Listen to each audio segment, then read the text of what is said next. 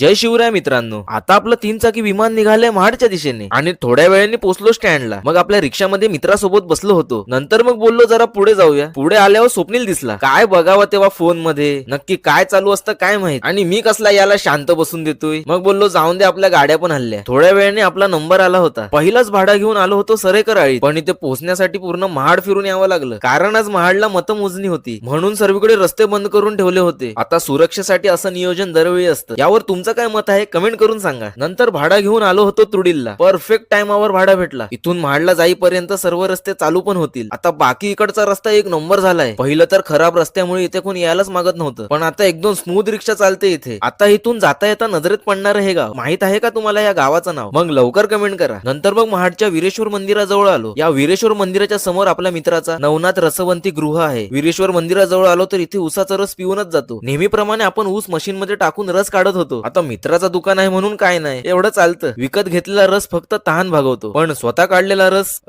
पुढे काय सुचलं ना, आता घ्या सांभाळून. नंतर मग आपल्या रिक्षामध्ये सीएनजी संपायला आला होता. पटापट जाऊन सीएनजी भरून घेऊया, पण पंपावर आल्यावर समजलं इथे पण सीएनजी संपलाय. आता काय बसा बोंबलत, सीएनजी नाही तर नाही, पेट्रोल तरी फुल करून घेऊया म्हणून पेट्रोल पंपावर येऊन टाकी फुल करून घेतली. मग पेट्रोलवरच रिक्षा चालवून भाडी मारत होतो. इथे सर्वीकडे जिंकलेल्या उमेदवारांचं विजयाचा गुलाल उधळलेला दिसून येत होता. मग परत सीएनजी भरायला जात होतो. बरं झालं होतं चालू. मग सीएनजी पंपावर पोहोचून आपण सीएनजी भरून घेतला. आता आपला सीएनजी फुल आहे. येऊन दे आता कोणता पण भाडा, 0 मिनिटात निघतो लगेच.